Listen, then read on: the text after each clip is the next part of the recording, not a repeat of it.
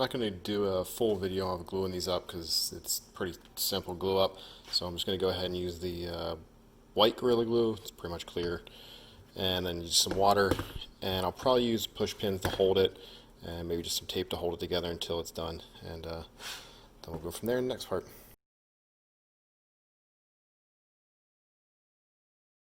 So I'm going to go ahead and start trying to get the spars in here, or at least cutting them and glue it up. Didn't actually show much of it, but it's not much to it. Just put some Gorilla Glue in there, and I used push pins to hold the pieces together while it dried. So that's good and glued together. Pretty simple. I'm still waiting on my motor to come. I did get, I've pulled some Emax 5-gram servos out of my stocks. I grabbed a RX4R and then I depinned it. So this guy's down like 1.5 grams, down to I think 2 grams. So we'll put this guy probably right in there. Little ESC, still waiting for the motor to come. But I ran a battery voltage straight off of that. And then this is for the hooking up to the receiver. That'll probably cut off, and I'm going to solder straight to get rid of any of these extra little bits of weight, XT30. And then this will be the video from the camera, powering the camera, video from the camera to the VTX. And it's probably going to go here. This little tiny, it's a TBS Unify Pro32, I think it's called. It's up to 400 milliwatt, little tiny VTX. I'm trying to keep the weight down, so probably put that somewhere like that. And then I got the FrSky toothless Nano 2 camera. This is supposed to be really good at night and good colors and everything during the day. It's also only 14 by 14 millimeters, so it's tiny. And the voltage in can be displayed on the OSD in the camera, so it can also show FrSky. I wish you could change that to something else, and you can have your power up time, but I turned those off, so it's just going to have the voltage. So I'll power that straight from the battery. It's up to 16 volts, so I'll be good with 2 or 3 cell easily. And then the video straight to the VTX. So I had printed out a nose.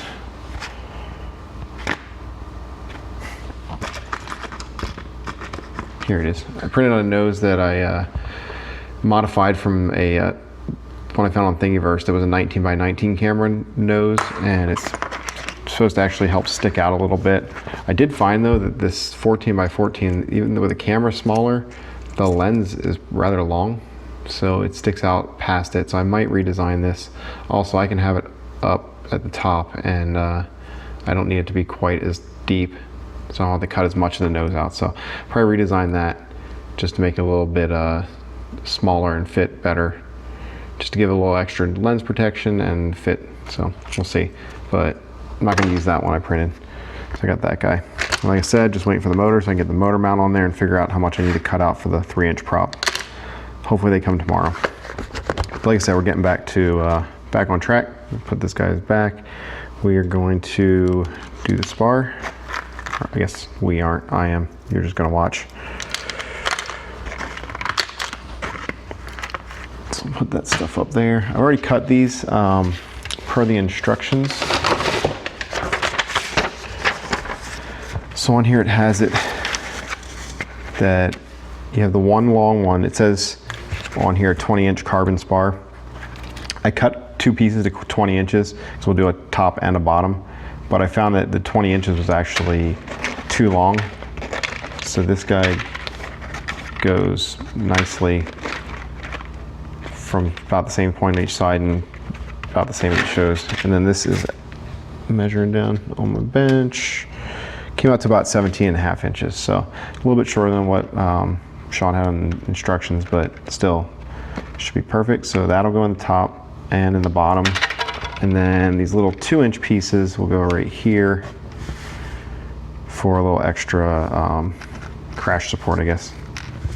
So I'm gonna probably play this in fast forward. All the other thing I didn't realize, I didn't notice, but in Sean's directions on the back, Step number 2 is to cut the blocks that the foam comes out of in half, and that way you've got a nice little tray. Glue them together, and now I've got a nice flat, so it sits flat for working. So it'll be really good for while I'm cutting in here instead of it wobbling around. So, RTFM. Okay, so I'm going to go ahead and probably put some music under and just go fast forward through this. But I guess I'll go over real quick. I'm going to use a scalpel. I tend to buy a box of 100 blades and just swap them out often, so you got a really good sharp blade. And it's good for making a nice channel. And then just try not to go too deep, since this is just a small round carbon fiber. So, okay, we'll get into it.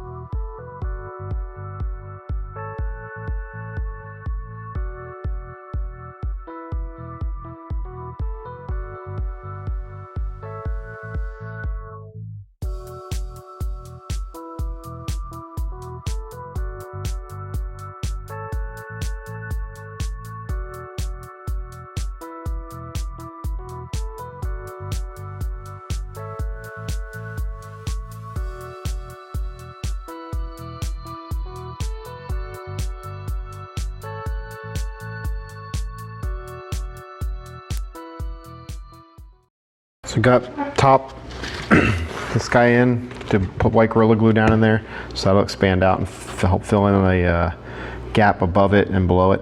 And then the 2 little guys here, flip it over, same thing, arc, and 2 little guys. So that'll sit overnight to cure, and I will hit it with some water. It's nice and humid here in Maryland right now, but just to help make sure it gets going. I also put I don't remember what I was doing, soldering something, and I had this on the bench and some solder fell, so I'm trying to put a little Gorilla Glue in that hole and see if it'll fill it a little bit. It's just a tiny, it might end up being where a servo goes or something anyway, so who cares. But that's ready to sit and wait, and we'll come back in the next part. So I think the next one will be laying out, well, let's actually look. Sean says. Lay out the spars. Spars should line up directly above each other. Use preferred method to put the spars in. We just did that. So next up is laying out the electronics. So yeah, the motor should be in tomorrow. So I should be able to go ahead and start figuring everything out, how much I need to cut out here for a 3-inch prop to fit. So it's gonna need a little bit at least. It shouldn't be too much maybe. I guess it also just depends on how far up it's going to be. I got a Emax, so it's going to be a little bit smaller than this motor. It's not going to be the same exact motor. The Emax, this is the 1306s. They now have the 1306B. It's a smaller package, I guess you could say. The foot isn't the same size. It's one of the ones small little pad foot. I'll show you next here in a couple seconds. But yeah. That'll be in tomorrow, and we'll start figuring out where everything's gonna go. I just got to figure out a way to sit this overnight to dry without the glue touching everything. So, okay, talk to you in a couple seconds.